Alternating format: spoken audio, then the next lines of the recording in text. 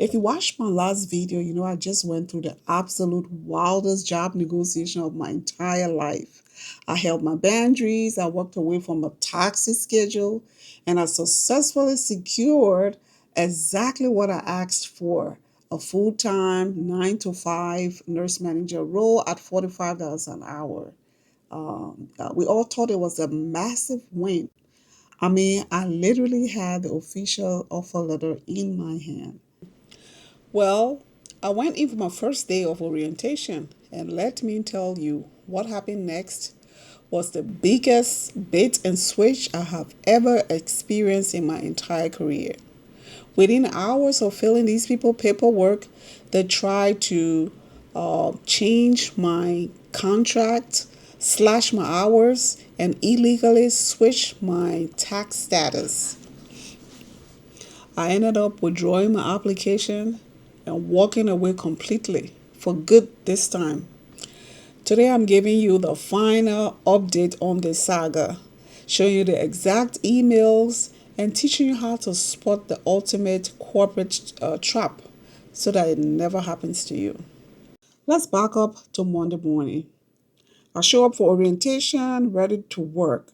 I sit down, I go through their portal, fill out my W-4, my I-9, and all the standard onboarding paperwork.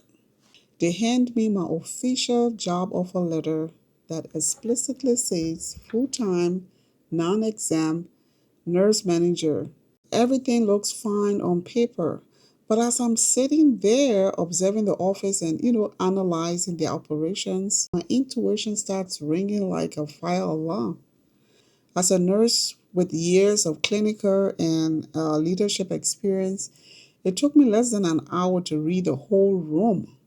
I realized very quickly that this company simply did not have the infrastructure nor the patient volume or the budget, to actually afford the premium full time role they have just promised me.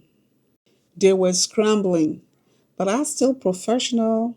I finished the orientation, I finished all my paperwork and went home. And a few hours after I got home, I received an email from the employer, and it confirmed my gut feeling.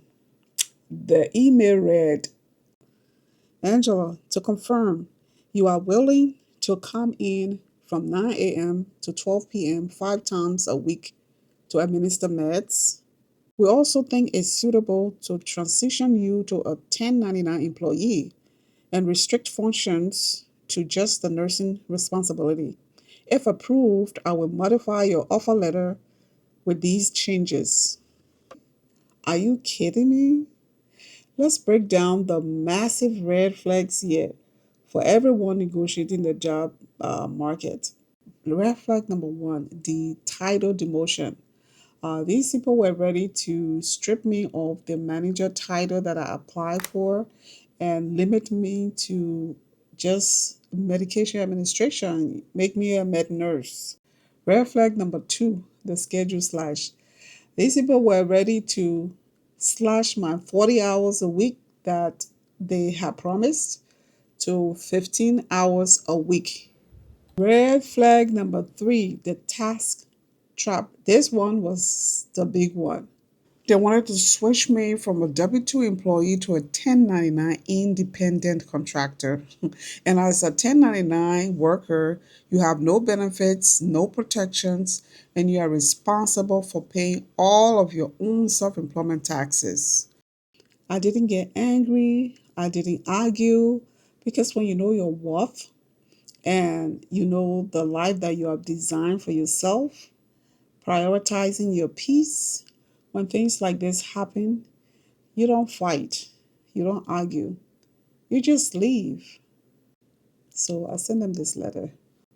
The terms outlined in your recent email represent a complete departure from both of our previous written agreements and the official offer letter I received from you today. Transitioning to a part-time 1099 independent contractor role does not align with my career trajectory. If the organization's current budget no longer support the full-time nurse manager position as promised, please consider this my formal withdrawal of my application. And do you want to know how they responded? One sentence. I understand your decision. Best of luck. They folded instantly. They didn't try to negotiate because they know they got cut trying to get a premium W2 talent on a part-time 1099 budget. And I was too smart to fall for it. But wait, guys, it actually gets better. The absolute audacity of corporate America never ceases to amuse me. Where I'm from, they say wonders shall never end. The very next day, after I had formally withdrawn my application in writing, I received this extremely robotic automated email from the HR department. And it says, after formal review, we are writing to inform you that this offer is hereby rescinded, effective immediately. It is literally the corporate equivalent of screaming, you can quit. I will break up with you first. Because I physically sat in the office to fill out their W-4 and the I-9, the HR department had to scramble, so that they can be able to legally close my file and cover them themselves. They wanted the last word, and the last word they got. But as far as I'm concerned, I had the last word because I was the one who broke up with them first. In fact, I did it twice. I didn't even reply. I just saved the receipt and went about my beautiful, peaceful day. I'm sharing this with you because most people would have stayed. They would have said things like, I've already done orientation, I filled out my paperwork. I must as well just stay and take this 15 hours. This is called the sunk cost fallacy. Do not allow the time you have invested in a bad situation force you to stay there. You are allowed to walk out on day one. You are allowed to change your mind the second the term change, you know. My peace, mental health, and life are way too important to allow a corporate bait and switch to drag me backward. I'm officially back on the market and I'm doing it entirely on my own terms.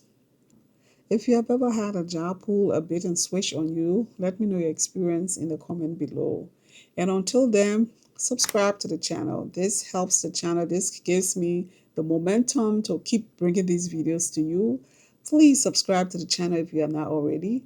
Like this video, comment, and stay unleashed. Until then, I'll see you in my next video.